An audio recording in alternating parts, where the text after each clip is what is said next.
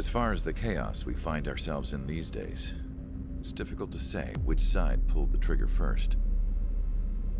Erusia deployed an automatic intercept system with drones. Osea implemented long-range attacks to bypass them. So Erusia decided to sabotage Osea's communications and navigation technology. Erusia couldn't launch a satellite themselves, but they were still able to hack the software of the Osean transmission and navigation systems. Before Osea even noticed, half of their satellites were hijacked. That's when things got ugly. In an attempt to knock out each other's capabilities, both forces launched fighters loaded with anti-satellite missiles at the same time. Only military satellites were targeted. However, their destruction created a debris field in orbit, which wiped out scores of other satellites, both private and government-owned. What kept the world relatively sane up to that point had been free-flowing data and information. But now, those were gone. All that remained was chaos and confusion.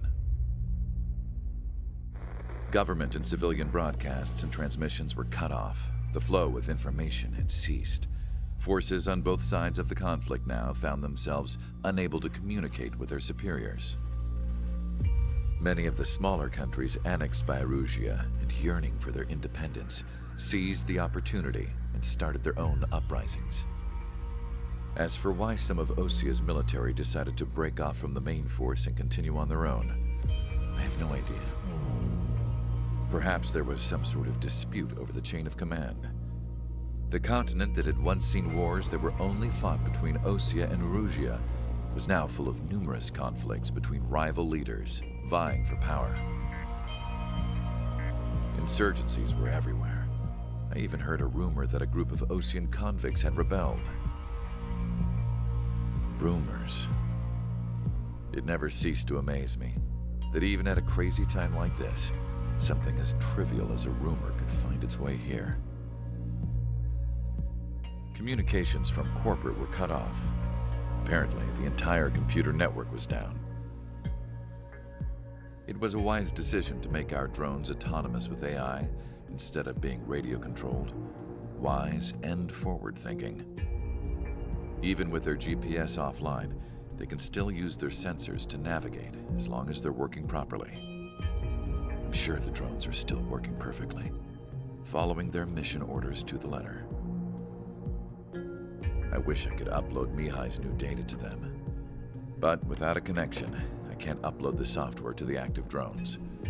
The new ones we're making, though, there should still be enough time to upgrade those before they're activated.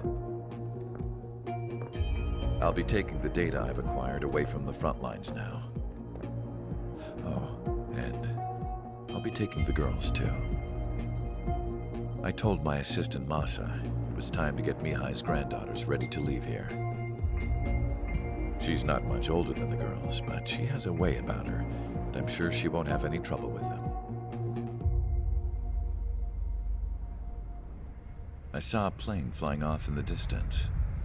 I imagine it was looking for a safer place. The plane had a rose emblem on it.